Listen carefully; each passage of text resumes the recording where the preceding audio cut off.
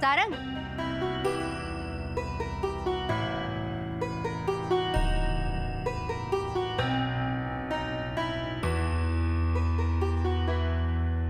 अरे तुझ्या साखरपुड्यासाठी अगदी गेट पर्यंत डेकोरेशन करायला सांगितलंय. म्हणजे आपला जो घरात आनंद आहे ना तो अंगणात पण दिसू दे ना. काय हो. अरे पण तू आउट हाऊस मध्ये काय करत होतास यांच्या खोलीत? काय ग काय रे?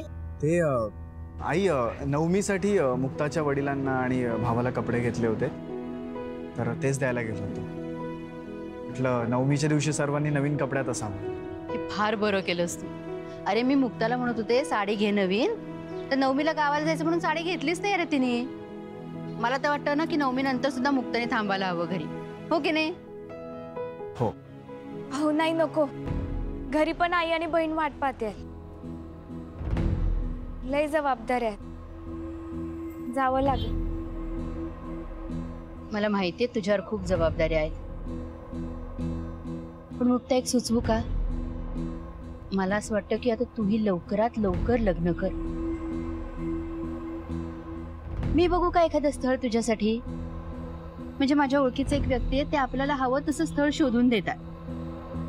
तुझं लग्न झालं ना की तुझ्या वडिलांवरची जबाबदारी पण जरा कमी होईल, आणि तुझे सासरची मंडळी आली की त्यांना हातभार पण लागेल. आणि खर्चाचं अजिबात टेन्शन घेऊ नको, ते तू सगळं माझ्यावर सोड. सारं बरोबर बोलते ना मी? होय बरोबर. काय ग, चालेल ना? माया लग्नाने सगळं चांगलं होणार असेल तर चांगलंच आहे. मग मी बोलते तुझ्या वडिलांशी, चालेल ना? होय. जरा काम आहे, मी येते.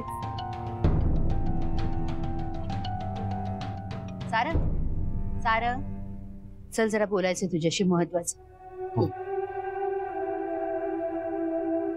सारंग. हा हो आलो. अजून थोडा वेळ बसूया ना.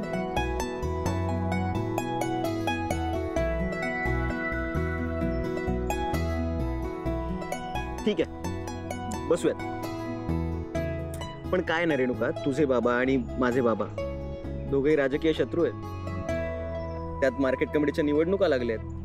त्यात आपल्याला असं बाहेर पाहिलं तर काहीतरी वाईट घडेल, हो ना? ह्याच्यापेक्षा वाईट काय माहितीये? काय? घरी जाऊन माझ्या आईचं तोंड बघणं. असं का बोलतेस? अरे तिचा खूप त्रास होतो रे मला. ती ना सारखी टोकत असते, हे नको करूस ते नको करूस, अशीच वाग, इथे नको जाऊस तिथे नको जाऊस, सारखी काही ना काही अक्कल शिकवत असते. अक्कल? हे बघ रेणुका, तू तरुणच अजून, त्यामुळे तिला काळजी वाटणं साहजिक आहे. काळजी? दादांनी जे मला फ्रीडम दिलं ना ते तिला बघवत नाही. तिला जळते माझ्यावर, दुसरं काही नाही. बापरे, जळते तुझ्यावर? हे बघ रेणुका, ती काय तुझ्या वयाची नाही जळायला.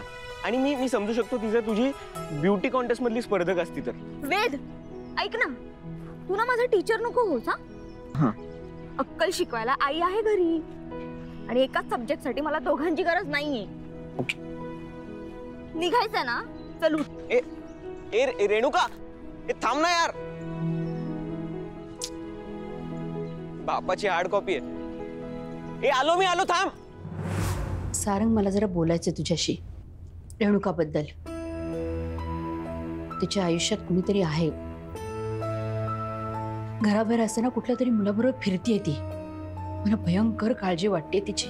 अगं आई म्हणून तुझी काळजी मी समजू शकतो, पण बघ ना, मला तरी ह्यात काही चुकीचं वाटत नाही. कारण आजकाल कोणावर तरी मन जडणं, कोणावर तरी प्रेम होणं, अगं हे खूप नॉर्मल आहे. हे सगळं तुमच्यासाठी नॉर्मल असेल, पण या घरासाठी नॉर्मल नाहीये ते.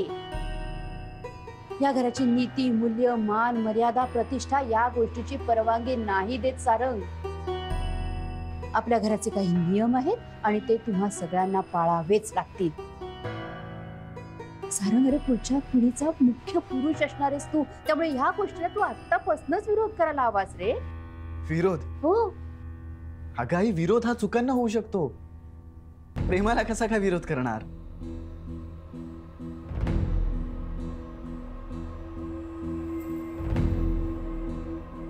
कारण प्रेम करणं म्हणजे काही चूक नाहीये ना.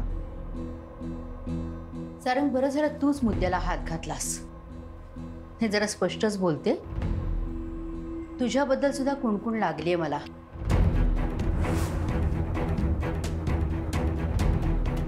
तुझं आर्यावर नाही, दुसऱ्याच कुठल्या तरी मुलीवर प्रेम आहे हे लक्षात आलंय माझ्या. हे बघ सारंग, ती मुलगी कुणीही असो, कितीही चांगली असो, ह्या घरची सून ती नाही होऊ शकत. आता गोष्टी खूप पुढे निघून गेल्यात. या घरचा मान, मर्यादा, इज्जत सगळं तुझ्या हातात आहे. रेणुकाकडनं मी कुठलीच अपेक्षा करू शकत नाही, कारण तिच्यावर विश्वासच नाहीये माझा. पण तुझ्या बाबतीत तसं नाहीये सारंग, तुझ्यावर माझा पूर्ण विश्वास आहे.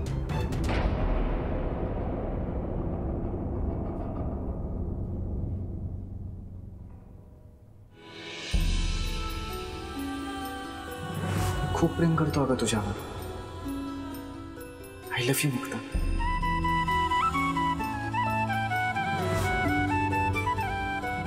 तुझ्या ओठांवरचा नकार तुझ्या डोळ्यात दिसू दे, किंवा तुझ्या डोळ्यात जे दिसतंय ना ते तुझ्या ओठांनी बोल. You will love you.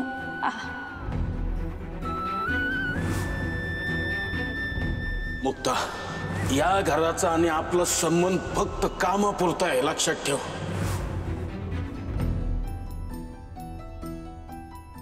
हा मुक्ताताई, कशाला बोलावलं? पप्या भाऊ, छोट्या मालकांना निरोप द्या. काय? माझ्याकडून लय मोठी चूक झाली.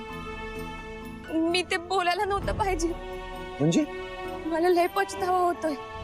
स्वतःचीच लाज वाटते. अगं नाही, त्यात काय लाज? उलट तू स्वतःचं मन मोकळं केलंय. हो, कशाचं मन आणि कशाचं मोकळं?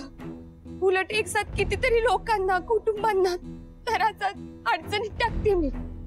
हे बाप, हा मूर्खपणा माणसं तोडे. अगं पण आणि जे नातं टिकूच शकत नाही त्याला हाय तिथेच थांबवलं पाहिजे. आणि त्यांना सांगा, मी माव शब्द माग घेतलाय. मुक्ताताई, त्यांना म्हणावं, तुम्हाला मुक्ताच्या चेहऱ्यावर अपराधी भावना पाहिजे नसेल तर मावापासून लांबच राहा. अगं पण आणि निरोप पोचल्यापासून एक शब्दही एकमेकांची बोलायचं नाही. त्यांनी त्यांचं आयुष्य छान जगावं. मला माझं जगू द्या. येते मी.